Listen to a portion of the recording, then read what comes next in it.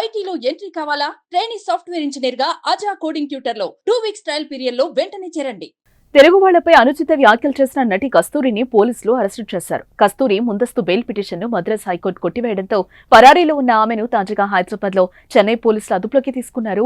Hindu people's party of Tamil Nadu తరపున బ్రాహ్మణులకు రక్షణ కల్పించేందుకు ప్రత్యేక చట్టం తేవాలని డిమాండ్ చేసే క్రమంలో కస్తూరి తెలుగు వాళ్లపై వివాదాస్పద వ్యాఖ్యలు చేసింది. సుమారు 300 ఏళ్ల క్రితం రాజుల కాలంలో అంతఃపుర మహిళలకు సేవ చేయడానికి తమిళనాడుకు తెలుగువారు వచ్చారని, అలా వచ్చిన వారంతా ఇప్పుడు తమది తమిళ జాతి అంటూ పెద్ద పెద్ద మాటలు మాట్లాడుతున్నారని ఆమె కామెంట్ చేసింది.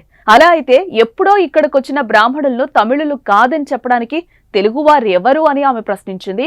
కస్తూరి చేసిన ఈ వ్యాఖ్యలు దుమారమే రేపాయి. తమిళనాట వ్యాప్తంగా స్థిరపడిన తెలుగు వారిలో ఆగ్రహ జ్వాలలు రేగాయి. తమిళనాడుతో పాటు తెలుగు రాష్ట్రాల్లోని ప్రజలు కూడా భగ్గుమన్నారు. దీంతో ఆమె దిగి వచ్చి క్షమాపణలు చెప్పారు. నా తెలుగు కుటుంబాన్ని బాధ పెట్టడం లేదా కించపరచడం నా ఉద్దేశం కాదు. నాకు తమిళనాడు పుట్టినీళ్ళు అయితే తెలుగు గడ్డ మెట్టినీళ్లు లాంటిది. నేను తెలుగు వారిని అవమానించలేదు. నా వ్యాఖ్యలను కొందరు వక్రీకరించారు. ప్రత్యర్థి పొలిటికల్ పార్టీలు నన్ను తప్పుగా చిత్రీకరిస్తున్నారని ఆమె అన్నారు.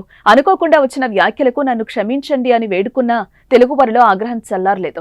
తమిళనాడులో పలు చోట్ల కేసులు నమోదయ్యాయి. పోలీసులు భారతీయ నాగరిక సురక్షా సంహితలోని 4 సెక్షన్ల కింద కేసైతే నమోదు చేశారు.